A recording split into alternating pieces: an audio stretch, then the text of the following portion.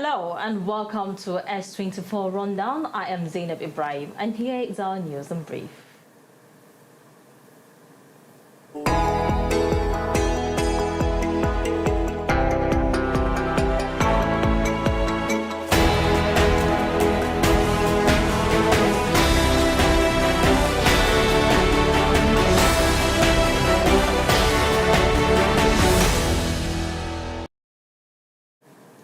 Now the news in details. To start with, resident doctors under the Nigerian Association of Resident Doctors have commenced a nationwide indefinite strike today over unresolved salary and allowance arrears. The action follows the federal government's alleged decision to halt the implementation of the revised professional allowance table, a key agreement reached after previous industrial action. The association described the move as unfortunate, noting that it undermines trust and violates earlier agreements, while warning that the strike could disrupt healthcare services across public hospitals nationwide. In another news, the Nigeria Guard of Editors, the Nigerian Union of Journalists, and the Socio-Economic Rights and Accountability Project have called for an immediate investigation into a controversial remark made by the Minister of Federal Capital Territory, Nyesom Wike, against Channels television anchor Seun Okibaloye. The group condemned the minister's statement, which he allegedly said he would have shot the journalist during a media chat in Abuja, describing it as a serious threat to press freedom and democratic values. They urged President Bola Tinubu and relevant authorities to take swift action to ensure the safety of journalists and uphold constitutional rights. Update on just incident. Troops of Operation Enduring Peace have killed 5 suspected terrorists and arrested a kidnapper during a clearance operation in Plateau State. The military disclosed that the operation carried out in Wassa local government area targeted known insurgent hideout, with troops engaging the suspects in a fierce-gun battle along the Babangida Adwa Road. The operation also led to the recovery of weapons and ammunition, including a locally made firearm and over 100 rounds of ammunition. According to the task force, the operation was conducted in collaboration with local vigilantes as part of intensified effort to curb insecurity in the state. The troops also dismantled several criminal hideouts across communities within the Dusanzaki forest, a town corridor for armed groups. Authority say the ongoing operations are aimed at restoration and preventing further attacks in Plateau and surrounding areas. Still in Jos, a senator representing Plateau North, Pam Dachingyang, has confirmed that the National Assembly is pushing for the establishment of state police following the recent killing in Plateau State. The lawmaker made this known after visiting affected communities in Jos North local government area, where at least 28 people were reportedly killed by gunmen. He revealed that the National Assembly, particularly through its constitutional amendment process, is making effort to ensure the proposal becomes a reality with support from President Bola Ahmed Tinubu.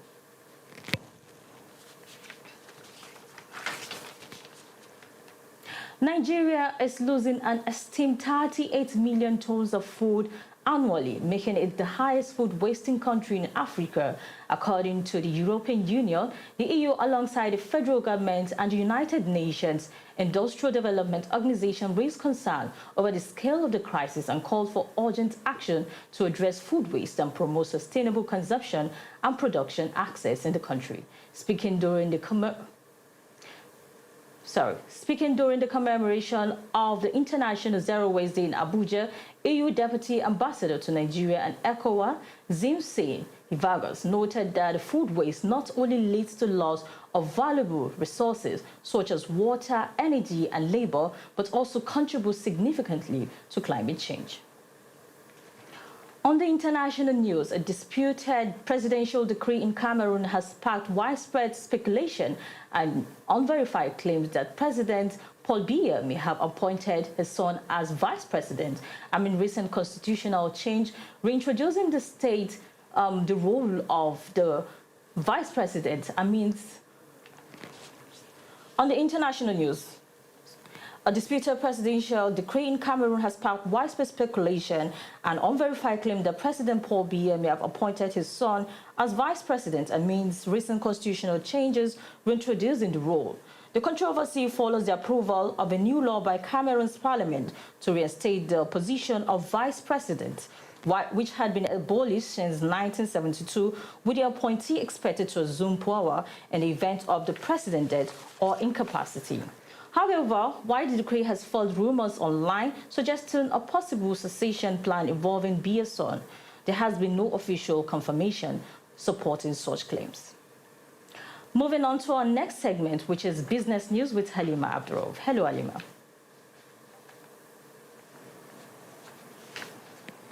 Hello, Zainab, and let's bring you to the top stories making the rounds in the business world.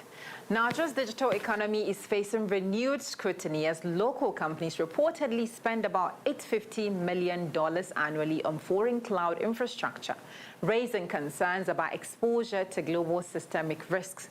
The issue gained fresh attention in March 2026 after Iranian-linked drones strikes rocked facilities operated by Amazon Web Services, AWS, in the UAE and Bahrain. Nigeria recorded no direct service disruptions. Banking apps, fintech transactions, and government platforms remained operational. But the episodes showed a reality.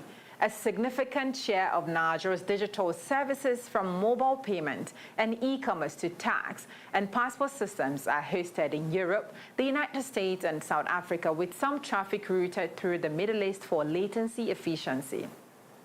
And in the financial sector, the Central Bank of Nigeria, CBN, intervened in Union Bank of Nigeria in January 2024 following a forensic audit that reportedly uncovered governance and financial irregularities linked to former owners and directors. The regulator dissolved the bank's board and management, citing concerns over risky transactions, questionable financial reporting, and internal fund movement that threatened solvency. While the full audit has not been made public, sources say investigators flagged serious lapses in disclosure, including a $300 million Afrexim Bank facility obtained by Titan Trust Bank before its merger with Union Bank, which investigators allege was transferred without full disclosure, exposing the institution to significant foreign exchange risk. Additional allegations include undisclosed foreign loan transactions and withdrawals that may have strained liquidity. These claims remain unproven in court, but the CBN says the bank is currently stable, describing the takeover as a precaution to prevent wider systemic risk. And on Africa's economic ranking, the long-standing dominance of the continent's big three, South Africa, Egypt, and Nigeria, is gradually shifting according to International Monetary Fund, IMF's projections. The IMF estimates that by the end of 2026, South Africa's economy will be around $444 billion, Egypt $399 billion, and Nigeria $334 billion in nominal terms. They remain Africa's largest economies, but their combined dominance is easing as other economies, including Kenya, Ethiopia, Ghana, and Cote d'Ivoire, expand through investment in infrastructure, technology, and trade, pointing to a more diversified African economic landscape. And that's the latest from the business and global markets. I am Halima Abdurov. We'll be joining Zainab Ibrahim and Abubakar Turaki for the newspaper review after the break. Stay with us.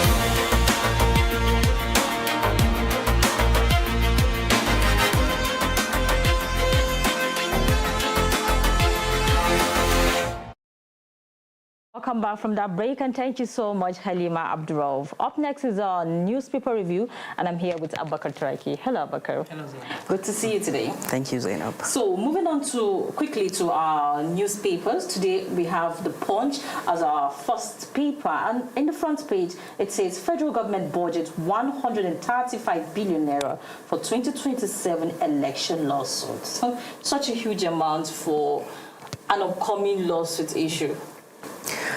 Zainab, entirely election in Africa is expensive, ranging from buying the ticket, the campaign, the election itself, and even what is going to come after the election. But is it supposed to be like that? Well, of course, you know, sometimes post-election, it actually comes with some court litigation, court adjournment, and some court cases. So the federal government is budgeting that huge amount of money in order to put it aside, because Nigeria in less than a year, we are going for 2027 general election. Yeah. So they are actually preparing ahead of time. You know, it's a budget, it's a tentative amount of money that is going to be spent. But we both know that tentative budgets becomes reality at the end of the day somehow. So before the election period, that is why the federal government is budgeting this amount of money. But Abubakar, in a country where we are facing serious economic crisis, there's hunger, we have a lot of debt already on security. ground. Is this amount not huge for an election that has not even come up? Of course, you know, sometimes Nigeria is vast, Nigeria is large, but budgeting this amount of money amidst crisis, amidst health condition, amidst insecurity, is what Nigerians call as a misplacement of priorities. Now look at that huge amount of money, 135.22 billion. 35 billion. 35 billion naira. Giving it to the election suit, election that has not been even conducted, so and you are even predicting that. Yes, that means they're expecting law crisis after the election. That means there have to be problem after every election. Of course, because from 1999 to date, I doubt if there is any election that was not challenged in court. Look at the election that brought the governor of Kano to sit Abubakar Yusuf. They went to court, and later on the court challenged the victory of Nasiru Gawuna, and later on they handed over to Abubakar when he was in NMPP. And a lot of court litigation. So I think this is a money that is being put aside in order for the federal government to use it. After election, then they will use it in resolving some court cases. But we have to tell ourselves the bitter fact. When there is smoke, there is fire. Okay. Even before the election, the federal government have been agitated or have budgeted a huge amount of money. So we are in preparation for trouble ahead of 2027 election? We cannot call it trouble, because even in the United States, elections come with up and down, blackmail, spending huge amount of money, and what of you. But their own, they were able to manage it into a very amicable way. This budget was made by the present government. Yes. So what happens if the present administration does not come back to power?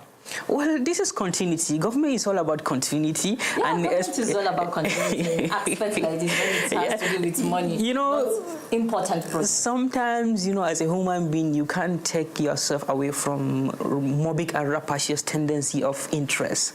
So they felt like this part of the budget may likely favor them, because I believe even after the election, there is a period of transition. So anything can happen. Let us welcome and embrace everything with optimism and good heart. Let us pray that this money is going to be used in a positive manner. You know, the way you always mention this optimism, you need to look like I'm the pessimistic person. I'm a messiah of, I'm actually a messiah of optimism. So we'll be going quickly to our second newspaper, and this is on the Daily Trust. It says 2027 APC waives option. I think this is coming after the threat from the INEC chairman. For the past 3 to 2 weeks, ADC have been on fire, or ADC have been... And that is supposed to be our strongest opposition. That is the beauty of democracy. Right. And you have, you you can remember, we know that when APC come on board, that was 2015, they challenged the incumbent political party, which was the People's Democratic Party. But I find it difficult to understand, and Nigerians find it difficult to understand, why is it that we are at the verge of election? INEC is at the bottleneck of ADC by dissolving their own national working committees, the faction of David Mark, the faction of Rauf Arebesola and the rest. And here another faction, the faction of Nafi Gombe and his own interest. One party, and now still this morning ADC is trying to have another weight option, because before the primaries they have to have a kind of a leadership in the party so that they can at least go to the general election and at least challenge the remaining political parties. It's funny how political parties are having faction within the party. If you're not united in your party, how are we sure when you get to position you're going to be united? Because when you are not united, how do you do the job and get to the grassroots? As I always tell you, that politics is all about interest, and there is no permanent friend in politics. It is only permanent interest. But this attitude from politicians can affect the entire country. I think one of our conversations, I told you, with the way most of our Fourth Republic political parties lack ideology, this internal squabble, this internal political rigmarole have to be happening.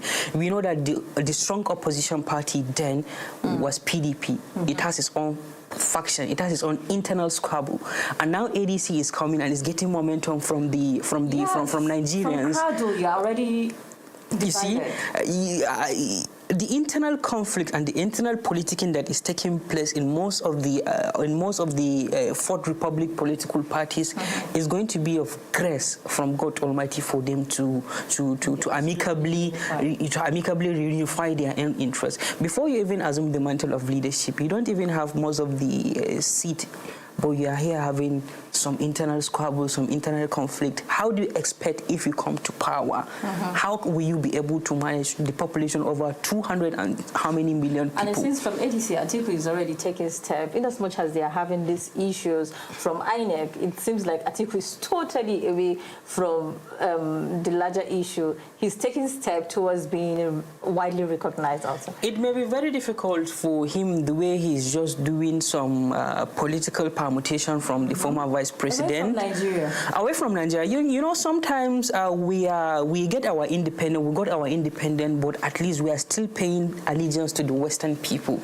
Because I don't see a situation whereby a presidential candidate is going to rule Nigerians.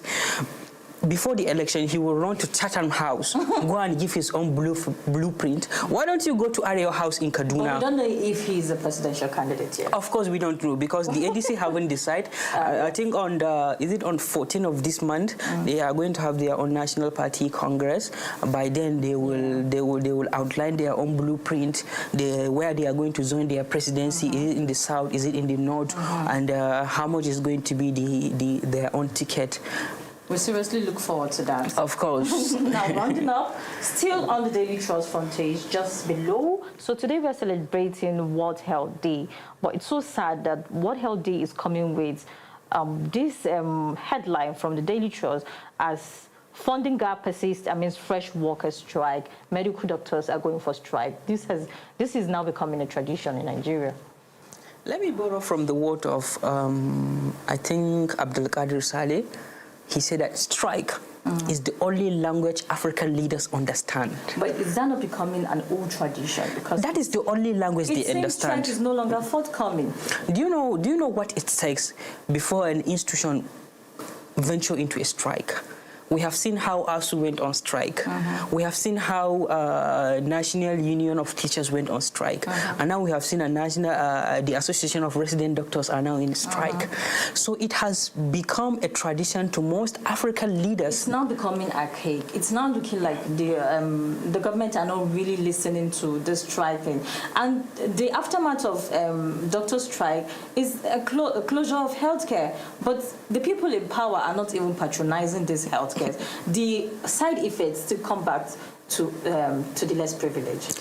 Well, the resident doctors have their own constitutional backing to go on strike as long as it does not. We are not blaming them, but what I'm trying to say that is there no other route to communicate? Zainab, before any institution go on strike, there is a process that takes place.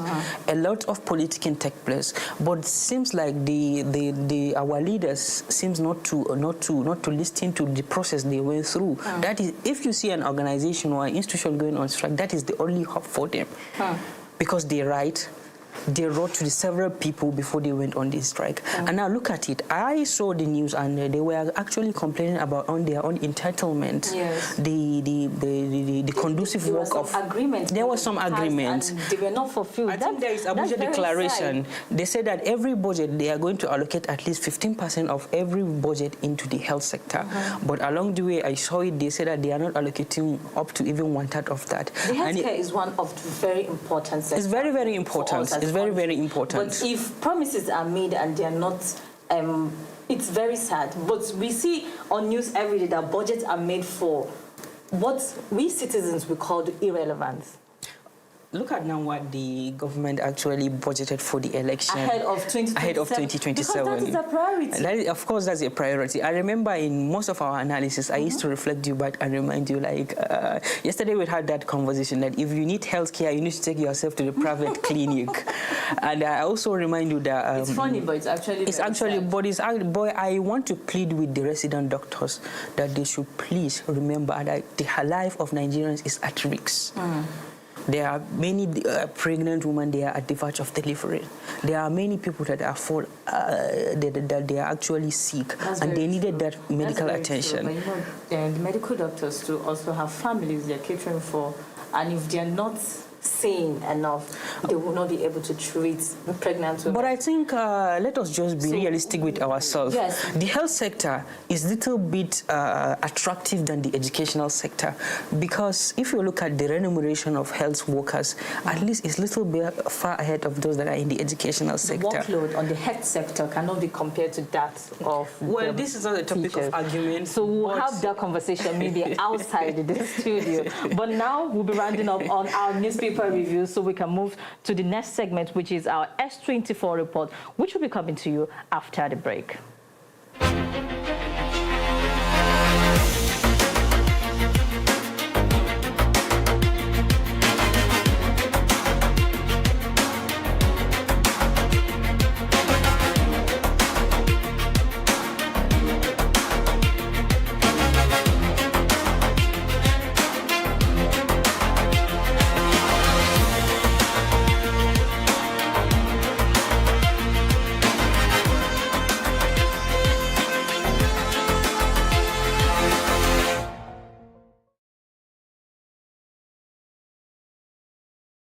Nigeria is facing another wave of power outages again. But the real question is not whether the lights are going out, it's why. Start with the reality. Nigeria's national grid is delivering only about 3,000 to 5,000 megawatts on many days for a population of over 200 million people. Yet, installed capacity is often cited above 13,000 megawatts. That gap tells you something important. The problem is not just capacity, it's performance. So what's choking supply? Yes, gas. Thermal plants account for over 70% of Nigeria's electricity generation, meaning when gas supply drops, power output falls almost immediately. But this is not just a fuel problem, it's also a financial crisis. Power generation companies, GenCos, say they are owed over 3 trillion with estimates around 3.3 trillion. And when payments are delayed, gas suppliers cut supply. The result is simple: no payments, no gas, no generation. Recently, the Minister of Power, Adebayo Adelabu, acknowledged the situation and apologized to Nigerians over the recurring outages, pointing to gas shortages and grid constraints. But even when power is generated, it still doesn't always reach consumers. Nigeria's transmission and distribution networks remain weak.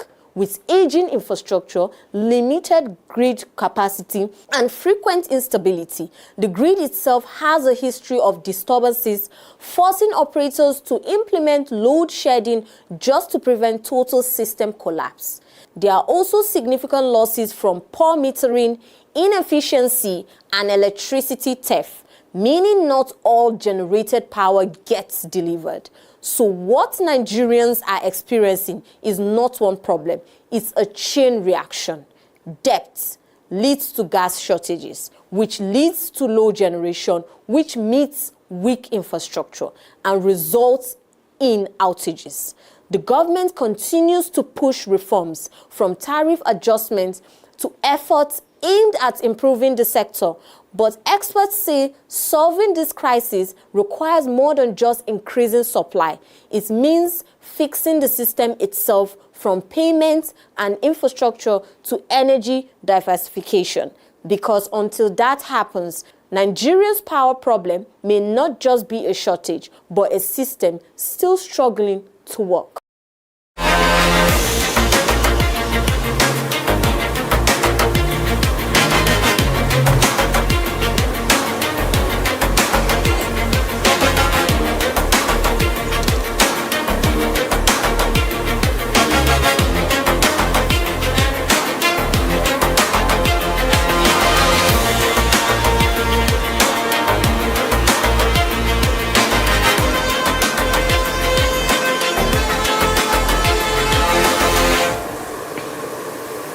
Welcome back from that break, and this is Political Arena with me, Abubakar Fraki, and my guest here is a renowned political scientist in person of Abubakar Ahmad Muhammad. You are welcome to Political Arena. Thank you, it's a pleasure.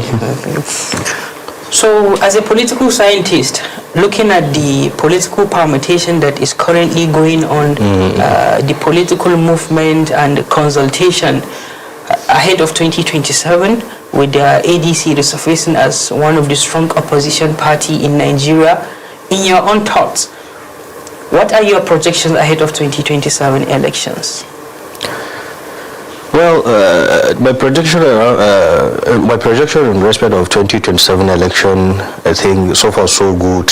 It's showing a dimensional change in Nigerian politics, because you can't compare the 2019 coalition or coming together of political parties with that of the 2027, that is, let me say 2026. I'm referring to the current party in power, that is the APC, and the current coalition party, that is the ADC. The ADC is a coalition of individuals. Likewise, the APC is a coalition of parties that made up the movement. So as far as 2027 is concerned, and this ADC has changed entirely the scope of 2027 election. It has changed entirely, looking at the way things are going on, because currently with even the tension in ADC is clearly showing that it's a result of the masses, that is, let me say, Nigerians, a kind of having interest in the opposition party, that is the respect of the ADC. So that is what is causing all this internal crisis and all that, because if you look at it clearly, it's something that is politically driven. Exactly. From the ruling party and some other mechanisms that are involved. Because even this morning I was coming across a conversation from one of the APC spokesperson. I think the conversation happened in national media, trying to kind of portray or tell Nigerians that they have hand in the internal crisis of ADC. So it shows that the politics has begun, and also surely there is hope this time around for the masses, I think, to have what they want in terms of the leadership of the country.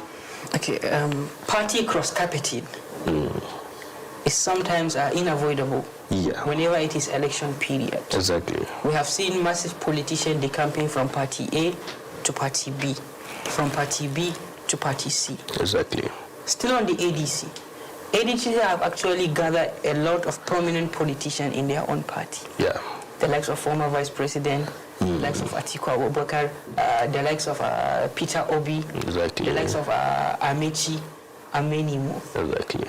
So what are your projections at Labour Party? Who is going to emerge as the presidential candidate? For now, I think as a political scientist, the way I'm looking at the moves is that, first of all, I would like to kind of advise the ADC, first of all, to put aside personal interest. Will that be possible? Yeah, it's possible. Politics is all about interest. That is why I say personal interests. They should all consider national interests. Because the way things are going on is when they consider national interests, that is when all this thing will happen.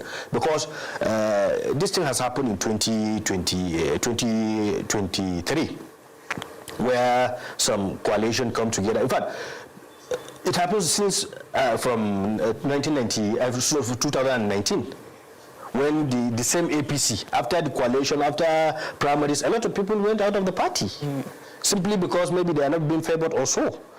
So the ADC, as a coalition party, they should all the personalities under this party should make sure that issue of national interest is what is on their mind. If not, I think it's just a mere disappointment to the masses.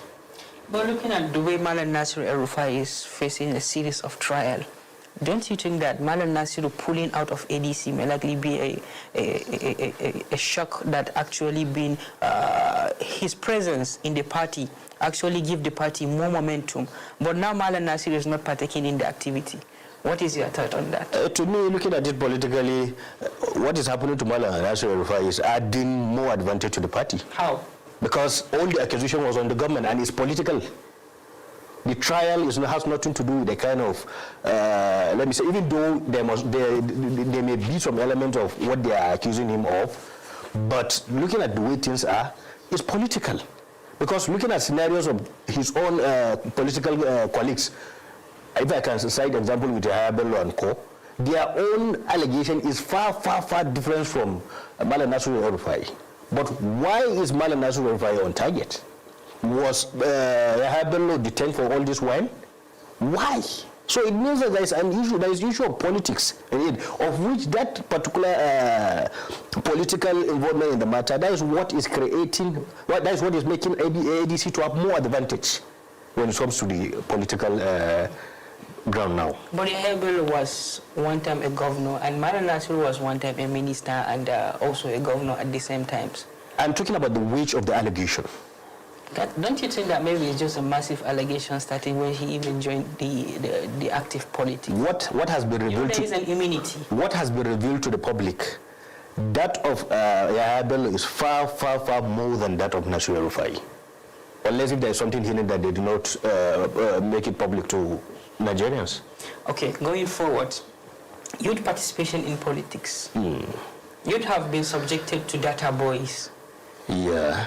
And when someone is actually going to contest, he may just recruit them and brainwash them and give them a doctrine to be his boys. What can you say about that? Yeah, you know, this thing, I think it changes along the way, because this wasn't the youth's involvement in politics of Nigeria. Because if you look at history, all those that were opportune to rule this country, either elected or under military, they are all youth. So it has changed along the way. What brings about the changes? These are factors that were created just for those that started enjoying those, the power leverages for them to continue. That is just it. By one, denying them the knowledge. That is education. Denying them that issue of national patriotism. I am an advocate of national patriotism in the sense that, because to my belief, it's only national patriotism that will solve all our problems. Because if you if you bring together all the problems of Nigeria, only one thing, to my belief, will solve all these issues. That is national patriotism. If we are patriotic to this nation, we believe that we don't have any nation than Nigeria. There is no how some of our attitude will be the way it is. Massive borrowing. This government have been borrowing since when it assumed power.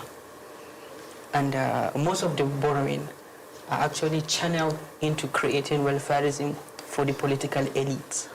How can we cushion the effect of borrowing in our country? from the political aspect? Yeah, before I answer this question, I would like to ask you a question. Did you come across any benefit from it as a masses? Well, the government have been actually creating infrastructural development, as they said. Where? We should be frank. We should be frank to ourselves. This is a government that come in immediately before even he entered office. He removed subsidy, and among his reason of removing subsidy, he tell us, we the Nigerians, that he want to he want his government to be in a kind of the issue of borrowing to be at very minimal level. But what we see is something different. So I'm always asking this government, where is the issue? Where is the money of the subsidy? Why borrowing? But the federal government actually said that they have been injecting more money to the state governors. There is no impact. There is no any impact we are seeing. They have been so far calling salary. Salary is not, paying salary on time is not an impact. It's not an impact at all. So impact, when you say impact, is trying to, first of all, fixing the economy first, that will enable both national and foreign investment, so that the economy will be boosted. It will address the issue of unemployment. It will address the issue of security, because all this issue of insecurity comes as a result of unemployment and that of issue of education. So there is no any impact in this particular aspect. In fact, people are running from Nigeria. Maybe that is on their personal interest. No, it's not personal. They are blaming the economy. There is no stability in dollar. There is no a kind of Nigeria is among the forefront in world producing. There is no a kind of a constant price for oil. Okay, what are your urges to the government in order to cushion that effect of borrowing? Are you calling them to reduce the cost of their trip? The issue is not the issue of either cost. It's not the issue of running the government, but it's the issue of they should tell us what they are doing categorically with the money they are borrowing. Because so far so good, what they are saying that they are doing, with the money borrowed, is not visible. But they have been allocating projects, especially from the southern western part of the country. Approving a project is different from execution of the product of the project. So is there execution? It's a question. Well, finally, before we go, what are your calls to youth in ensuring 2027 election comes free, fair, credible, and acceptable? Yeah. Before I urge, this current internal crisis of ADC, so the current one that is on with regard to the leadership of the party, is being caused by a youth. How? It's been caused by the so-called alleged. Yeah, exactly. It's a youth. This is a person I know because we are brought up from the same community. But he was saying that he was legally instituted by the court of law. But as far as if the youth are ready to change this narrative of leadership style and politics in Nigeria, that behavior he attributed politically is wrong. It's wrong, very wrong. Why will he reveal such attributes at this spot? He should allow, in fact, people coming to his party or people leaving the party, which one will he take? I think he should go for the former. The formal? Instead of the latter. Oh, why will he behave that way? Because now his behavior may result to a lot of people even decided to, because yesterday from what I heard from Honorable Gudaji Kazore, he mentioned categorically that there is a lot of alternative political parties that the coalition can move. So if such thing happen now, what will Nafi benefit from? This is a political party that has no any political office, elected political office. But they are gaining momentum. Yeah, that is what I'm saying. This is a political party that has no any political elected office. But the way people are now registering, it should be a kind of something of joy for Nafi Balad that he should be proud of being a founding member of this party. Don't you think ADC is just a charismatic political party? Yeah, it's charismatic, but the way things are going, if this issue is not being resolved in a way that it will favor Nigerians, I don't think ADC will still continue. I don't think the ADC will make the target it wants. Because now with the pressure from INEC has removed every details of ADC in terms of their national chairman, secretary, and everything. But Bola Abdullahi said that they are actually not going to use with the INEC verdict, with the court verdict, that they will go ahead and do their convention. Agreed, but what about the autonomous body in charge of the electioneering process? They will still have a way of calling it. And I stated that. We should understand something about Nigeria. Nigeria, whenever because now my question is, I asked a question yesterday or day before yesterday. Why is INEC behaving that way? Because what court say is to maintain the status quo. Whatsoever the status quo may be, since that is what the court said, at least someone must be there on the portal of INEC to show that he is the representative of ADC. Why not? So I'm not understanding INEC the way they are behaving. Maybe they are being used by the ruling party also. I'm not ADC. I'm not here for ADC. I'm not here for ADC. But I'm talking about the reality and the political phenomena on ground. Let us be realistic. Well, Mr. Mubarak, we have to draw the curtain of the show. Thank you very much. Thank you for speaking with us. It's a pleasure. We look forward to have you more for more political analysis. Thank you very much. Ahead of 2027. Because you spoke passionately about youth involvement in politics. Yeah. Well, thank you so much. That has been Political Arena. Stay with us for our S24 documentary and report.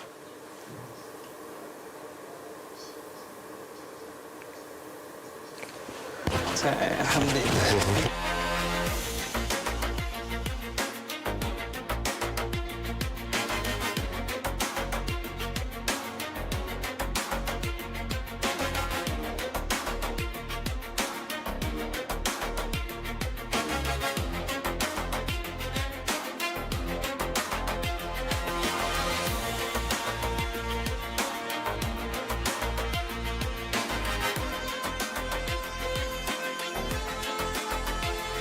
The future of Nigeria is not decided on the social media, it is decided at the polling unit.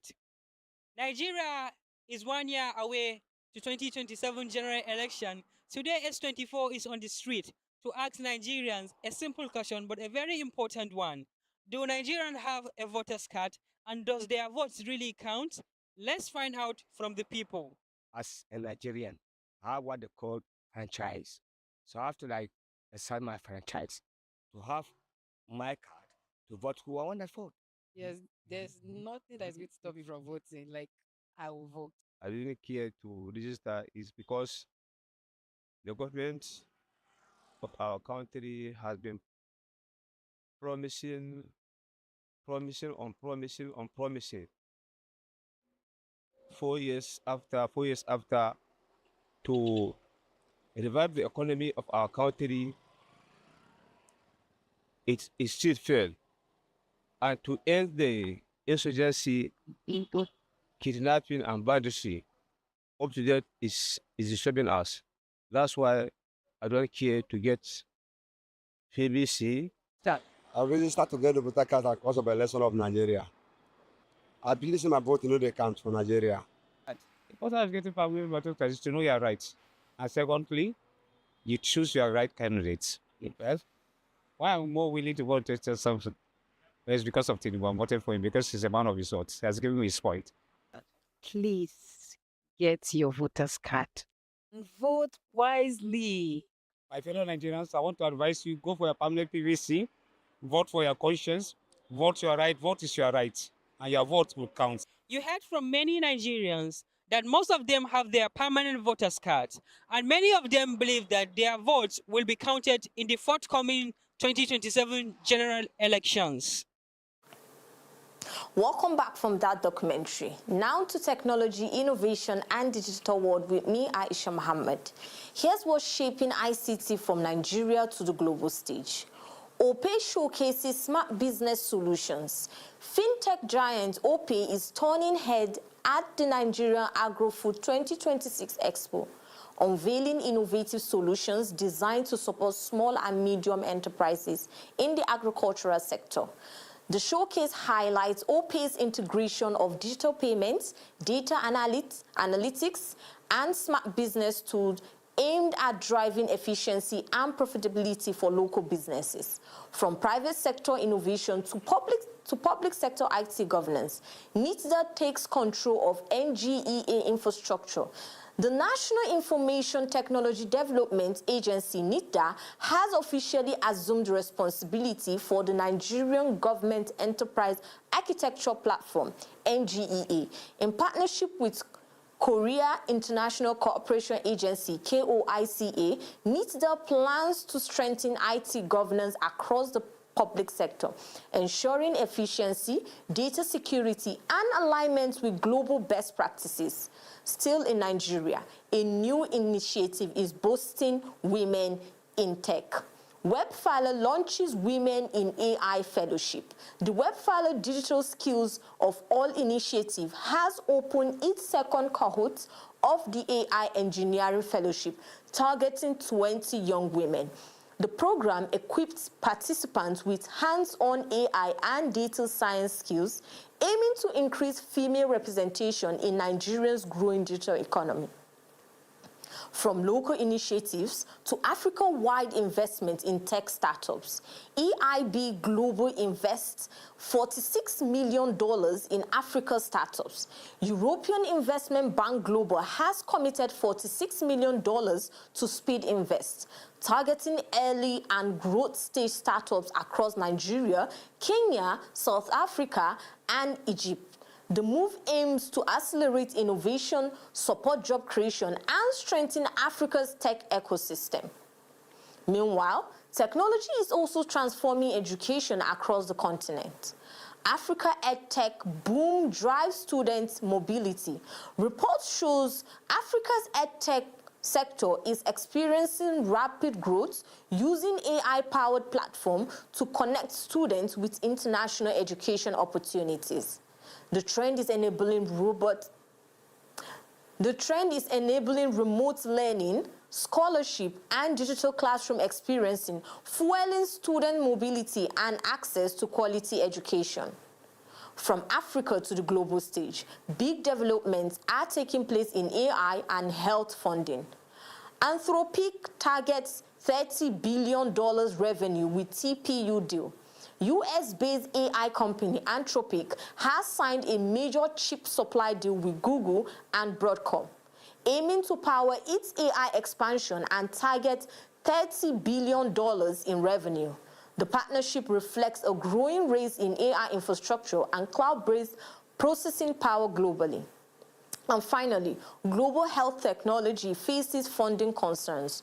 Global health funding gap highlighted on World Health Day. On World Health Day, April 7, 2026, concerns have risen over sustainability of international science funding. Following the United States' exit from key global health initiatives, experts warn that decreased funding could slow down research, vaccine development, and health technology innovation worldwide. That's it on ICT World. Stay with us. After the break, Khadija Mohammed is on standby with entertainment news.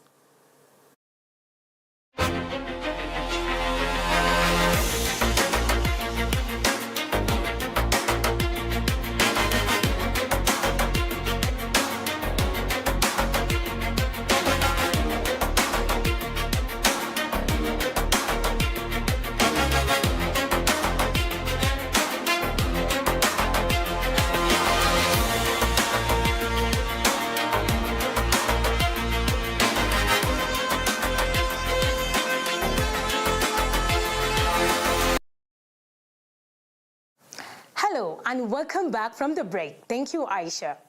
Relationship expert Blessing Okoro, widely known as Blessing CEO, is under intense criticism after admitting she does not have cancer.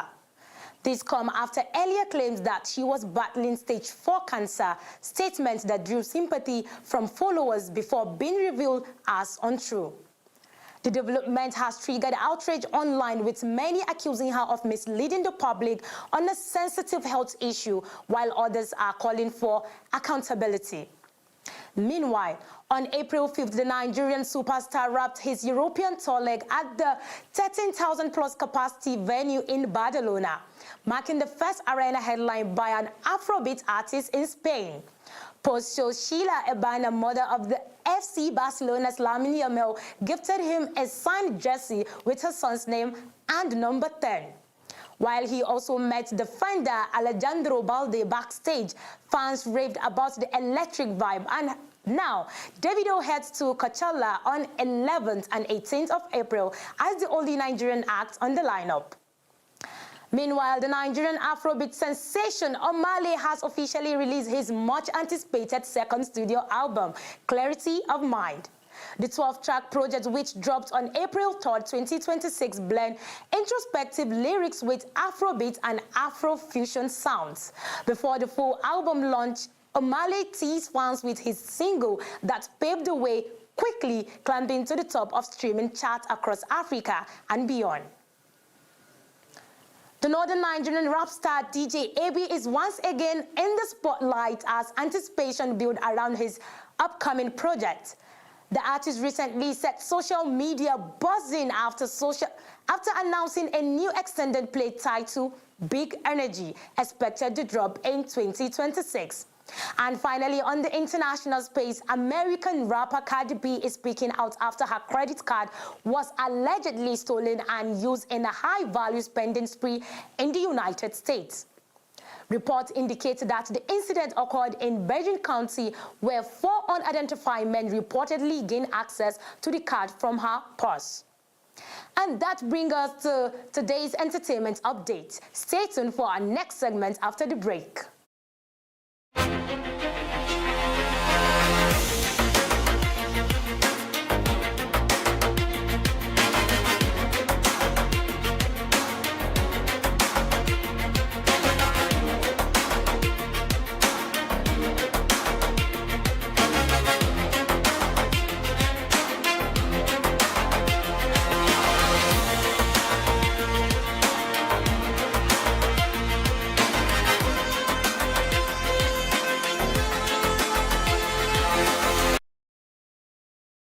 My people, make we sharply yarn wetin dey happen for inside and outside Naija today. The first matter be say resident doctors don't go strike. Resident doctors wey dey Naija don start nationwide strike. Dem say they no go work again because government never pay them some allowance and arrears wey dem been agree on top. The doctors talk say dem no happy because government stop the new salary plan wey dem suppose start to dey enjoy. This one mean say things fit hard small for public hospitals for now. Another matter be say small wahala happen for media, Wike and Seun Okinbaloye. The National Union of Journalists, Nigeria Guild of Editors, and some other groups where they fight for journalist rights for Nigeria, them they call on President Tinubu to look into wetin the FCT minister Wike talk. Them say Wike talk during one media chat say if I like shoot Seun Okinbaloye where they work for Channels TV. The group say this kind of talk na big threat to press freedom and journalist safety for Nigeria. So they call Mr. President and other people with their power to sharply look into this matter before he come off for hand. Military people don't do well for Plateau State. Soldiers where them they call Operation Enduring Peace don't do well for Plateau State. Them kill 5 terrorists and catch 1 kidnapper inside was a local government. The soldiers and some local vigilante group follow the criminals' fights for Babangida Adua Road, and them recover many guns and more than 100 bullets. Them even go destroy the hideout where these bad boys they hide for inside forest. Still on top just matter, Senator Pam Dachungian, where they represent Plateau North, don't talk say the National Assembly they try bring state police come Nigeria. After gunmen kill 28 people for just North, the senator visit the place and say them they change the law now so that every state fit get their own police. He said President Tinubu said they support the matter. May we carry the story rich food where they waste for Nigeria. The European Union don't shout say Nigeria now #1 for Africa where they waste food. Them say Nigeria they waste reach 38 million tons of food every year. The EU and UN talk say this waste they cause hunger and it is bad for the climate. Them say make Nigerians and governments try to find way to stop this kind of waste. For the country where they near us, Cameroon, people they carry J say President Paul Biya want make his son the vice president. The country just passed one law to bring back vice president position where them no get since 1972. Although many people for internet they talk say the son na the person will go take over. The government never officially talk say not true. Now, all what we get for PG News today be that. Thank you, my people, and stay tuned for next.